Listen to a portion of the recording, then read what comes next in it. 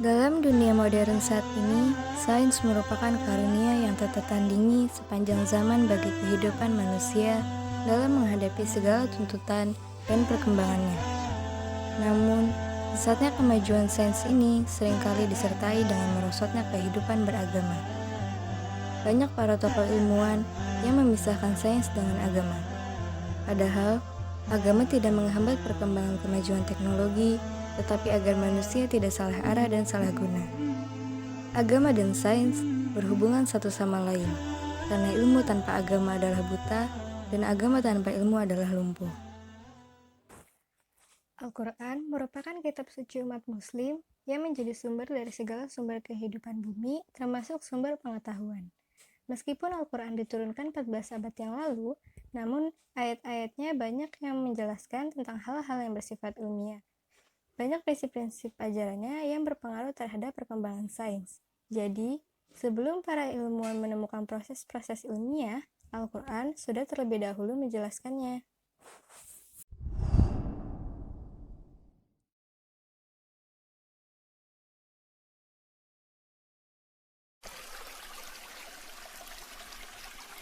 Air adalah senyawa yang sangat penting dan pokok bagi kehidupan di bumi. Tanpa adanya air, kelangsungan hidup di dunia hanya beberapa hari saja.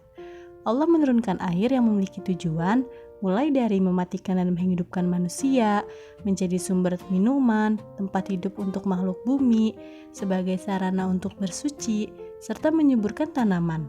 Dengan adanya air, tanaman yang berawal hanya berupa biji, maka akan berubah menjadi pohon yang kokoh dan berbuah, sehingga bermanfaat bagi makhluk hidup lainnya. أفرأيتم الماء الذي تشربون أأنتم أنزلتموه من المزن أم نحن المنزلون. Ayat tersebut menjelaskan bahwa air yang sangat dibutuhkan oleh makhluk hidup di bumi dan yang digunakan untuk kita minum berasal dari langit yang diturunkan melalui awan, atau yang biasa disebut air hujan. Hasil penelitian pun menyatakan bahwa air tawar yang kita minum berasal dari air hujan. Namun, air laut tidak layak untuk diminum, kecuali air laut tersebut telah diolah atau diproses melalui proses destilasi atau ultrafiltrasi. Al-Quran tidak langsung mengatakan bahwa air yang kita minum berasal dari sungai, sumur, ataupun danau, tetapi diturunkan dalam berupa bentuk air hujan. Dan dari air hujan inilah baru terbentuk sumber-sumber air yang akan mengaliri sungai, mengisi sumur, dan memenuhi danau. Tanpa air hujan, siklus air di planet bumi ini tidak akan berjalan. Secara ilmiahnya, siklus ini dinamakan siklus hidrologi. Singkatnya, dari pandangan sains, panas matahari membuat segala kandungan air di bumi menguap. Uap-uap air memadat dan membentuk awan akibat suhu yang tinggi. Awan terbawa angin yang membuatnya menyebar dan semakin besar hujan pun turun akibat partikel di dalam awan tidak dapat ditampung lagi yang lalu mengalir lagi ke laut ataupun terserap oleh tanah dan menguap lagi dan begitu seterusnya. Ayat ini pun juga menegaskan bahwa Allah lah yang menurunkan hujan. Meskipun sekarang telah berkembang teknologi untuk melakukan hujan buatan, tetapi teknologi ini hanya dapat diterapkan pada kondisi atmosfer tertentu yang terjadi di luar kendali manusia. Syarat terpenting di antaranya adalah tersedianya uap air dalam jumlah yang memadai di udara. Sampai saat ini, hujan buatan masih merupakan percobaan yang persentase keberhasilannya masih sangat kecil.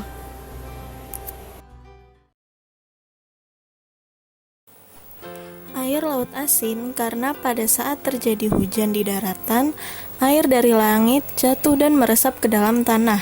Lalu air tersebut mengalir melalui sungai-sungai menuju laut. Lalu, rasa asin itu berasal dari mana?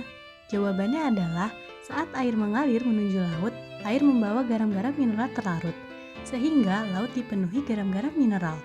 Selain itu, pada saat air mencapai laut, air mengalami penguapan. Dalam proses penguapan inilah, air menguap ke udara. Sedangkan garam mineral tetap tinggal bersama air laut. Faktor terakhir, mengapa air laut asin adalah aktivitas vulkanisme bawah laut dan letusan gunung berapi yang berada di bawah air. Hal ini mirip dengan proses sebelumnya, di mana air laut yang bereaksi dengan batu panas melarutkan beberapa mineral garam. Beberapa garam terlarut bereaksi dengan batu yang panas dan terpisah dari air. Lalu mengapa air hujan yang berasal dari air laut tidak asin sehingga dapat kita konsumsi? Menurut kajian ilmiah, air yang dapat dikonsumsi dan diminum oleh manusia adalah air darat yang berasal dari air hujan. Air yang dapat diminum dan tidak membahayakan kesehatan manusia adalah air yang memiliki kandungan garam, mineral, dan unsur-unsur terlarut yang cukup serta seimbang. Air tidak boleh memiliki kandungan berbahaya ataupun kandungan dengan kadar yang berlebih. Sebagai contoh adalah air laut, yang bila dikonsumsi secara terus-menerus dengan rasa yang asin dapat merusak organ tubuh pada makhluk hidup itu sendiri. لو نشاء جعلناه أجاجا فلولا تشكرون. Dalam ayat ini menegaskan bahwa Allah telah memberikan nikmat dengan menurunkan air hujan dalam rasa tawar dan segar sehingga bisa untuk dikonsumsi. Namun bila Allah menghendaki, bisa saja air hujan turun dengan rasa asin sehingga tidak enak untuk dikonsumsi. Bayangkan jika air hujan Allah jadikan asin rasanya. Pasti makhluk hidup tidak dapat menghilangkan rasa haus dan juga tidak dapat dipergunakan untuk menyiram dan mengairi tanaman, sehingga kelangsungan makhluk hidup menjadi terancam.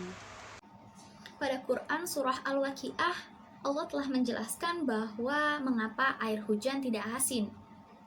Ini bila dikaji secara ilmiah, dapat disimpulkan bahwa pada proses penurunan hujan, terdapat proses penyulingan alami yang dilakukan oleh matahari, di mana kandungan-kandungan garam laut tidak ikut menguap ataupun terangkat ke udara. Adanya air tanah juga secara tidak langsung mengalami penyaringan dari lapisan tanah yang ada. Begitu juga tumbuhan yang Allah ciptakan dengan kemampuan penjernihannya sendiri. Saat ini, sains telah mengembangkan suatu sistem teknologi filtrasi yang terinspirasi dari tumbuhan. Di antaranya adalah tumbuhan bakau dan juga eceng gondok. Sebuah cara baru untuk menghilangkan garam dari air juga terinspirasi oleh pohon bakau. Ini telah dikembangkan oleh para peneliti. Dalam jurnal Science Advance, para peneliti mengatakan hutan bakau dan juga pohon-pohon lainnya telah menerapkan sistem transportasi air. Transportasi ini diperkirakan dapat melakukan penguapan kelembapan dari daun dan menghasilkan tekanan negatif pada jaringan pengairan tumbuhan yang membantu menarik air ke dalam akar serta menaiki batangnya. Air asin dapat merusak sebagian besar tanaman, tetapi hutan bakau dapat tumbuh subur dalam kondisi asin. Ini karena mereka memiliki adaptasi, di mana terdapat membran sel yang dapat mencegah garam lewat secara tidak terkontrol, serta dinding sel yang mengandung zat.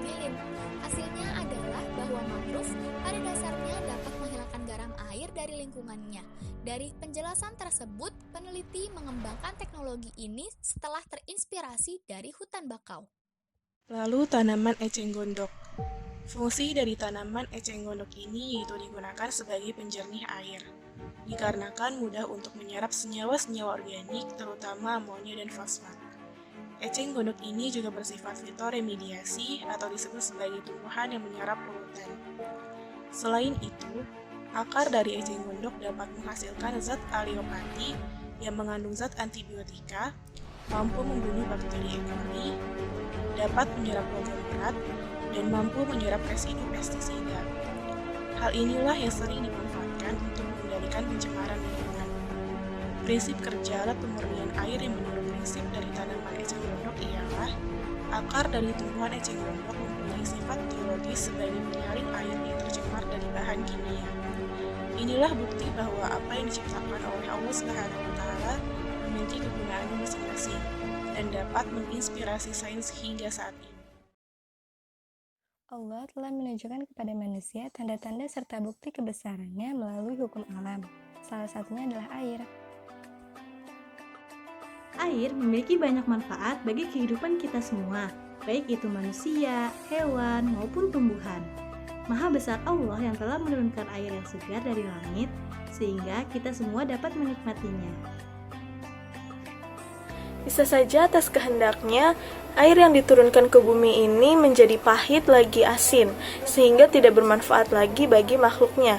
Jadi, tidak ada alasan untuk kita tidak beriman kepadanya. Bila kita melihat kajian air kali ini, seharusnya ini dapat membuat kita menambah keimanan kita kepada Allah Subhanahu wa Ta'ala serta menambah rasa syukur kita kepadanya dengan semua nikmat dan rahmat yang telah Ia berikan kepada kita semua. Melalui air ini juga, kita dapat mengetahui bahwa sains dan agama berjalan beriringan, saling berhubungan, bukan terpisah sendiri-sendiri. Karena ilmu tanpa agama adalah buta, dan agama tanpa ilmu adalah lumpuh.